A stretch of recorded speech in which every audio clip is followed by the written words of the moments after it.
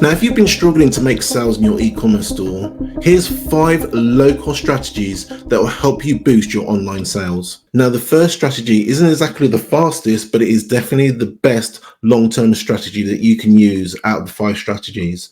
And what we're talking about SEO. And the first place we can start is with product descriptions. By having keywords in the product description is a massive win in the SEO game if you're competing against your competitors. And one of the most overlooked strategies that a lot of stores don't implement and they overlook is actually producing blog content. So it's actually producing content for your store. By producing blog content for your store, it gives you so much more flexibility to be really artistic and descriptive in your actual descriptions of the title.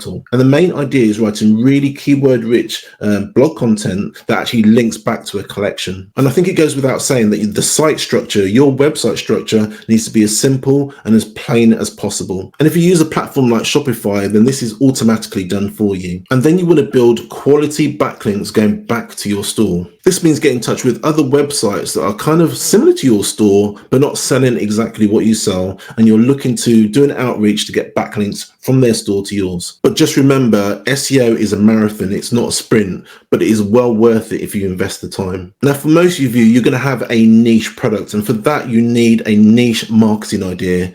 And even though it's what I call an oldie but a goodie, forum marketing still works really well if you do it properly. So what you want to do is you want to find forums in your niche on places like Reddit or Quora, and you're going to offer really great advice if somebody asks a question. And what you don't want to do, you don't want to spam the hell out of these forums. You want to give really great answers to these questions. And what you can do is you can put a link in your profile in most of these forums that actually links back to your e-commerce store. And what you want to do is over time, you want to share really valuable content. So people see you in the forum regularly, click on your profile, and then they're kind of curious about you. So then they'll click on the link that goes back to your store. And just believe me on this, if you build trust, the traffic will definitely follow. And the next on this is creating how-to product videos that actually answer questions about your products and show your customers how to use them. You can include tutorials on related products, include real product demonstrations. So from A to Z, show them exactly how to use that product. And what you really want to do is you want to optimize the title and the description of that YouTube video.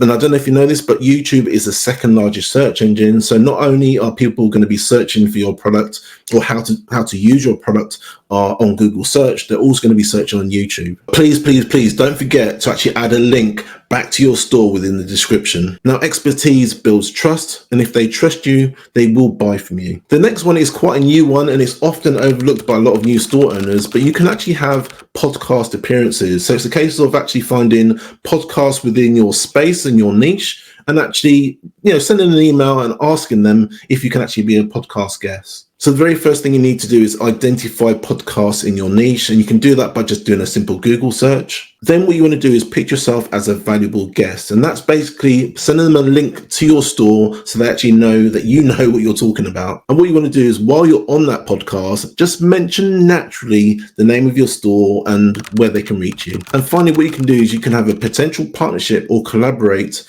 with a complementary business. So in essence, what you're doing is you're leveraging their existing customer base and actually shining a light on your e-commerce store. So what you want to do is you want to identify these non-competing businesses that actually serve a similar customer. And then next you want to propose a mutually beneficial collaboration. So what you can do is you can cross-promote each other's products or even have a dropshipping agreement in place. So what you can do is you can use software like StreamYard to co-host a webinar, and that means you can cross-promote each other's products on this webinar. What I love about this idea is it's actually a win-win for both companies. So you might be wondering, who am I and who am I to give this advice to you? My name is Des from the Ecom Corner. We've helped lots of companies just like yours, and I also run a free community called the Ecom Network, which is a school community for like-minded individuals just like you trying to grow the e-commerce business. Now, I know building an e-commerce business is really tough, and sometimes you feel a bit discouraged, but this is why you probably want to watch my next video if you're feeling that way. This next video might just be the motivation that you need to push forward and to carry on. So guys, if that's something you're interested in, I'll leave a link in the description of this video.